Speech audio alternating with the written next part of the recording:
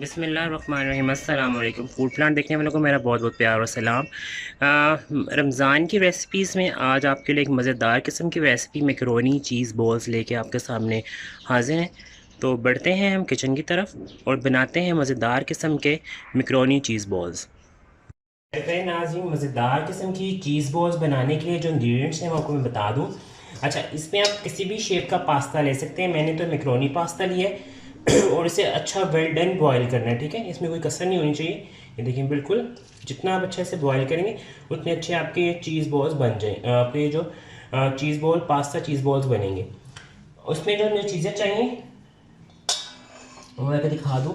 مجھے چکن چاہیے، شریڈ چکن ہے میرے پاس، بوائل ہوا ہوا شریڈ چکن ہے۔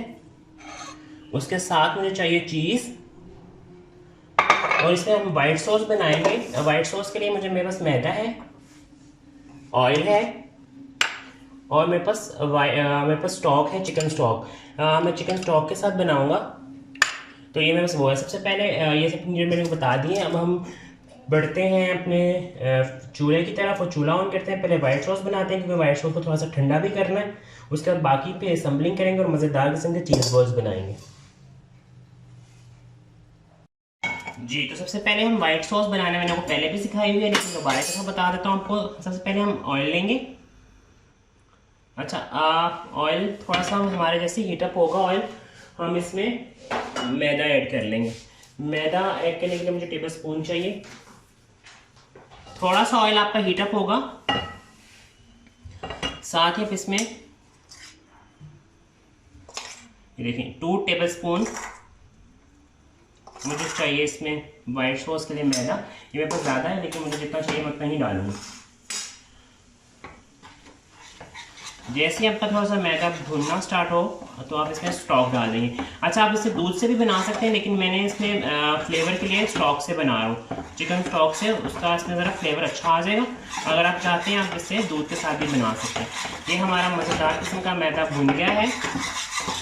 رمضان کی اسپیشل ریسیپیز ہیں یہ ساری، آپ نے بنا کے فریز بھی کر سکتے ہیں، اور یہ پورا رمضان آپ اس کو جو ہے اپنے گھر آرام سے آپ پورے رمضان میں آپ نے بنائے۔ اچھا، یہ وائٹ سوس آپ کو تھک چاہیے، یہ مجھے آپ کو میں نے بتایا تھا زیادہ تھن والا بھی ہوتا ہے، لیکن آپ کو یہ تھک چاہیے۔ تو یہ میرا وائٹ سوس بس ریڈی ہے، جس طرح کا مجھے وائٹ سوس چاہیے تھا، کیونکہ اس کے as a binding agent use ہونا ہے، ٹھیک ہے۔ یہ مجھے اس کو پاستا میں لیئرنگ نہیں کرنی۔ تو یہ دیکھیں، اس طرح کا مجھے تھوڑا سا گاڑھا گاڑھا سا اپنا وائٹ سوس چاہیے، ٹھیک ہے۔ یہ میرا وائٹ سوس ہو گیا ہے ریڈی، جس طرح کا مجھے چاہیے تھا۔ یہ دیکھیں، بالکل it's like a binding agent, یہ بالکل گاڑھا سا ہوگا۔ یہ دیکھیں، میں دکھا دوں، ٹھیک ہے۔ تو یہ ریسیپیز آپ رمضان میں اپنے ٹیبل کی زینت بنائیں مزیدار طریقے سے، بچوں کو بھی پسند آئیں گی، بڑوں کو بھی پسند آئیں گے۔ فلیم میں آف کر دیے۔ اب اس میں مجھے کرنا ہے کول ڈاؤن کرنے کے بعد میں سب چیزوں کو مکس کرنا ہے اور اس کے شیپ دینا ہے۔ پھر میں آپ کو چیزیں بتاتا ہوں کہ ہم نے پاستا میں کیا چیزیں ایڈ کی ہیں۔ تو یہ دیکھیں، میں نے وائٹ سوس کو ٹھنڈا کر لیا ہے، اس میں گاڑھا گاڑھا سا۔ اب مجھے سب سے پہلے اس میں ڈالنا ہے جی وائٹ سوس، ٹھیک ہے۔ ساتھ ہی یہاں پہ جو شریڈ چکن ہے یہ ڈالوں گا میں اس میں، اور ساتھ ہی میں چیڈر چیز ہے، یہ بھی میں نے کرش کیا ہوا ہے اس کو، ٹھیک ہے۔ یہ بہت مزیدار قسم کے آپ کے چیزی سے بالز بنیں گے۔ اچھا، اب ہے اسپائسیز ڈالیں گے بھائی، تو اس میں جائے گی جی 1/2 ٹی اسپون بلیک پیپر، ساتھ ہی ہم ڈالیں گے اس میں 1 ٹی اسپون کے قریب اس میں جائے گا جی نمک، ٹھیک ہے۔ اگر آپ اس میں ڈالنا چاہتے ہیں تو آپ اس میں تھوڑی سی سویا سوس بھی ڈال سکتے ہیں، ٹھیک ہے، اور تھوڑی سی چلی سوس بھی ڈال سکتے ہیں۔ تو میں اس میں چند جو 1/2 ٹی اسپون ٹیبل اسپون ہی بن رہی ہے سویا سوس ہے، اور ساتھ ہی میں اس میں تھوڑی سی چلی سوس بھی ڈالوں گا، یہ اس کے فلیور کو انہینس کرے گا۔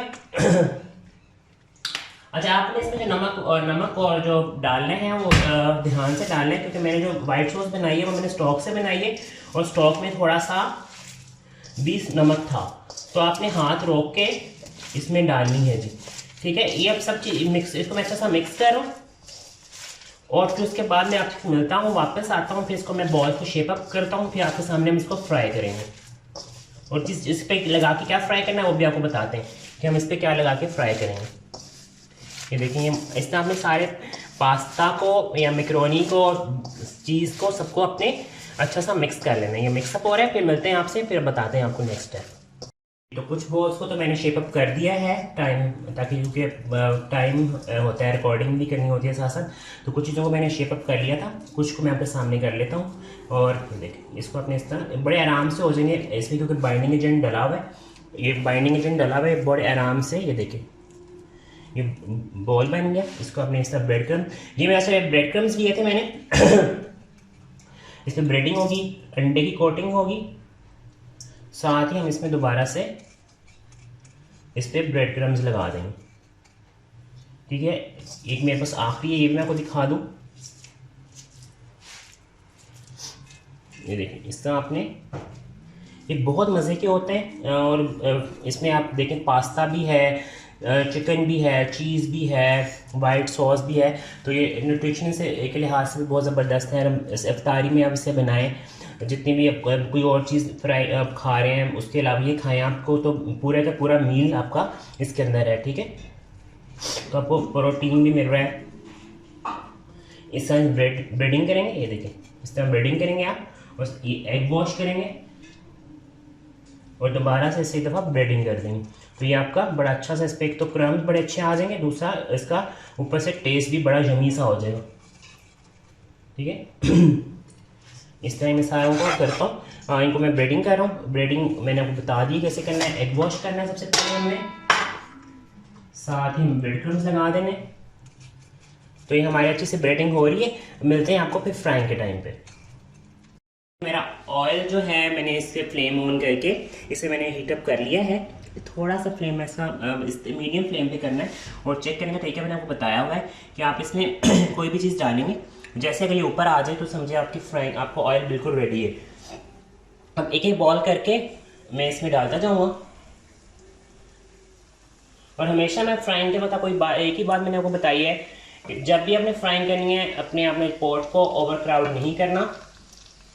جیسے اگر 4 کی اسپیس ہے تو آپ اس میں 4 ہی ڈالیں, 5 کی اسپیس ہے تو 5 ہی ڈالیں. میرے پوٹ میں اسپیس ہے 6 کی, تو میں اس میں صرف 6 بالز ہی ڈالوں گا, تاکہ اوور کراؤڈ ہونے کی وجہ سے کڑھائی کے اندر میس نہ ہو, ورنہ پھر آپ کا جو پوٹ ہے وہ خراب ہو جاتا ہے اور اس کی جو چیزیں خراب ہونا شروع ہوتی ہیں.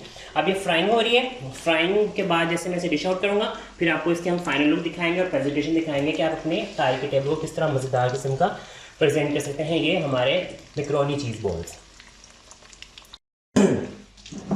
یہ ہمارے مزیدار قسم کے دیکھیں فرائنگ ہو رہی ہے. یہ دیکھیں آپ نے اس کو زیادہ ہلانا نہیں ہے. ٹھیک ہے, ٹوٹیں گی نہیں ہے بالکل بھی, اگر لیکن پھر بھی ہمیں زیادہ ہلانا نہیں ہے. سائڈیں نہیں چینج کرنی ہے کہ بار بار اوپر نیچے سائڈیں چینج کریں. ٹھیک ہے, اس سے کیا ہوگا, یہ آپ پہ کھل جائیں گے, پھر ساری جو چیز ہے وہ میلٹ ہو کے باہر آنے لگ جائے گی اور آپ کے بالز کھل جائیں گے. اس لیے تو یہ ٹپ ہے کہ آپ نے جب بھی اس کو بنانا ہے آپ نے اس کو کیا کرنا ہے, آپ نے اس کو یہ دیکھیں چیز اس میں سبھی پگھل کے باہر آ رہی ہے, لیکن آپ نے تھوڑا اس کو اس طرح شیپ اپ میں ہی رہنے دینا ہے تاکہ یہ ٹوٹے اور خراب نہ ہو. یہ میرا ایک بیچ میں نے نکال دیا تھا, ایک بیچ میں نے آپ کے لیے نہیں نکالا, وہ میں آپ کے سامنے نکال رہا ہوں. ہمیشہ فرائنگ جب بھی کرنی ہے آپ نے جب بھی ان کو فرائی کرنا ہے یا کوئی بھی چیز فرائی کرنی ہے تو ڈائریکٹ سرونگ پلیٹ میں نہیں نکال لینا. اس میں نے پہلے سمپل کسی پلیٹ میں نکالنا ہے تاکہ اس کا جو آئل ہے ایکسٹرا وہ اس میں آپ کی مین سرونگ ڈش میں نہ جائے, وہ اس کی خوبصورتی خراب نہ ہو. یہ ہم کرتے ہیں فلیم آف. ہمارے چیزی بال ہو گئے ہیں ریڈی. اب ہے پریزنٹیشن کا ٹائم. میں آپ کو پریزنٹیشن کے پہ لے کے چلتا ہوں, پھر آپ سے ملتے ہیں, پریزنٹیشن دکھاتے ہیں کہ فائنل لک کیسی ہے. تو جی میرے پیارے پیارے ناظرین, یہ دیکھیں ہمارے مزیدار قسم کے چیزی بال میں نے سرو کر دی ہیں وتھ کیچپ. آپ اس کو کیچپ کے ساتھ سرو کریے اور اس طرح پریزنٹیشن کریے اور ٹیبل پہ اپنی افطاری کے ٹیبل پہ مزیدار قسم کے چیز بال سجائیے. اس ریسیپی کو اپنے گھر میں ضرور ٹرائی کیجیے گا. مجھے اور میری فیملی کو اپنی دعاؤں میں یاد رکھیے گا. ملیں گے نیکسٹ ریسیپی میں. چینل کو سبسکرائب کرنا, لائک کرنا, شیئر کرنا بالکل مت بھولے گا. اللہ حافظ.